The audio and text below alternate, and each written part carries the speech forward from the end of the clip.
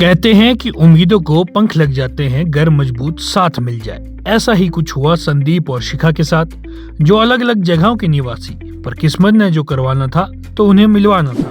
एक बार फिर आपका स्वागत है और इस बार आपका स्वागत दूर एक देश से हो रहा है।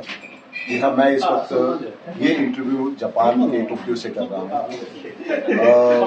मेरे साथ जो शख्सियत है, ये शख्सियत हिमाचल प्रदेश की बहू शिखा जी, और शिखा जी जापान के टोक्यो में न केवल एक अद्भुत शिक्षिका हैं, इनके पति हमारे मित्र वो हिमाचल प्रदेश के देहरा से हैं और वो इंजीनियर हैं, और उनकी जो बैकग्राउंड है वो बड़ी डिफरेंट है, इनकी जो बैकग्राउंड है वो बड़ी डिफरेंट। दरअसल संदीप हिमाचल के देहरा के रहने वाले हैं और NIT हमीरपुर से इंजीनियर बने। संदीप हिमाचल प्रदेश के तकनीकी शिक्षा मंत्री राजेश धर्माणी और हिमोडा के CEO सुरेंद्र वशिष्ठ के साथ इंजीनियरिंग में पढ़े हैं और फिर नौकरी चल पड़ी। उन दिनों ACC बिलासपुर में अपना प्लांट डेवलप कर रहा था और संदीप उसमें काम कर रहे थे। काम खत्म हुआ और संदीप नागपुर ट्रांसफर और वहां नौकरी शुरू। शिखा वैसे तो संयुक्त बंगाल से थी, पर परवरिश महाराष्ट्र में हुई और पढ़ाई के बाद टीचर लग गई, और वो भी ACC नागपुर में, जहां दोनों की मुलाकात हुई और मुलाकात का रिश्ता शादी तक पहुंच गया। उन दिनों ACC शारजाह में प्लांट लगा रहा था तो संदीप वहां चले गए। वहां जापान, अमेरिका और भारत का संयुक्त दिमाग चल रहा था प्लांट बनाने में, पर जापान की कंपनी की डिजाइन और बाकी चीजें संदीप फेल कर रहे थे, क्योंकि वो वैसे नहीं बन पा रहे थे जैसे उनको चाहिए।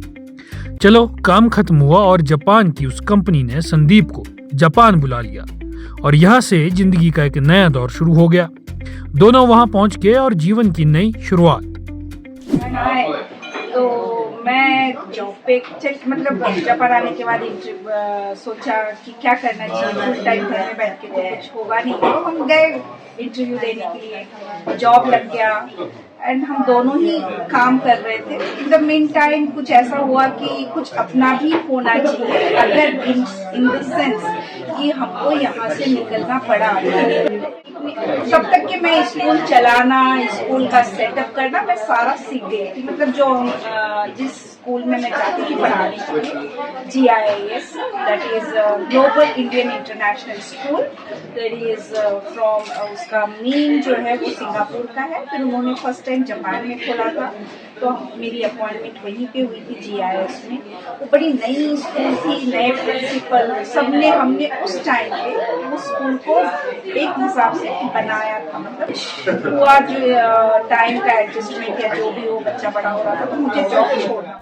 खबरनाव के संपादक अरविंद कंवर अभी जापान से वापस लौटे हैं और टोक्यो में उनकी मुलाकात शिखा से हुई, जबकि संदीप आजकल देहरा आए हुए हैं और एक बेहतर स्कूल चलाने के प्रयास कर रहे हैं। अभी ये स्कूल की कहानी भी जापान से है। दरअसल दुनिया में एक समय मंदी का दौर आया और अनिश्चितताएं बढ़ी, और उसी समय संदीप और शिखा ने कुछ ऐसा शुरू करने का प्रयास किया जिससे भविष्य की चिंता कम हो। तो पहले एक रेस्टोरेंट खोला गया, वो भी टोक्यो के सबसे पॉश या यूं कहे कि हैपनिंग एरिया में, जिसे रिपोंगी कहते हैं। जब अरविंद कंवर ने शिखा से पूछा कि भारतीय रेस्टोरेंट टोक्यो में क्यों, तो उन्होंने बताया कि जापानी लोग भारतीय खाना पसंद करते हैं, और इसका सबूत इस वीडियो में दिख गया जब जापानी ग्रुप रेस्टोरेंट में खाना खाने आया। हालांकि शिखा बताती है कि चूंकि वो अध्यापिका है तो मन में स्कूल ही था, और फिर एक दिन संदीप और उन्होंने स्कूल खोलने पर चर्चा कर ही ली और पहला कोहाना इंटरनेशनल स्कूल टोक्यो में खोला गया। अगर आप स्कूल खोल दोगे तो मैं चला लूंगी, कोई उसमें ही है। फिर हमने स्कूल खोला यहाँ पे, उसके बाद दूसरा और एक बिल्डिंग लिया, और एक मतलब पहले एक फिर दूसरा। फिर उसके बाद संदीप ने बोला अब मैं जॉब छोड़ देता हूँ, मैं अपने आप को एक बिजनेस में सेटल करता हूँ। तो यहाँ पे देखा दोनों ही बिजनेस मैं चला रही, तो उनके लिए कोई जगह नहीं बचा इस जगह में कि बोलते मैं यहाँ पे करूँ तो क्या करूँ, क्योंकि वो थे मतलब ही वॉज इंजीनियर, तो उनको लगता था कि मैं क्या करूँ। फिर वो इंडिया चले गए। इंडिया चले जाने के बाद वहाँ पे सबसे पहले अपने आप को सेटल करने के लिए या अपने आप को एंगेज रखने के लिए या बिजी रखने के लिए उन्होंने स्कूल खोला। फिर बाद में उन्होंने एक फैक्ट्री ली फिर उसके बाद अब दूसरी फैक्ट्री भी कर ली है और शायद आगे कुछ और करे, पता नहीं, बस नहीं करता। संदीप जी बेसिकली देहरा से है और आपके स्कूल का नाम है Kohana international school. Kohana international school Tokyo में। स्कूल में शिखा ने अपना पूरा अनुभव का इस्तेमाल किया और कामयाब स्कूल बनाया।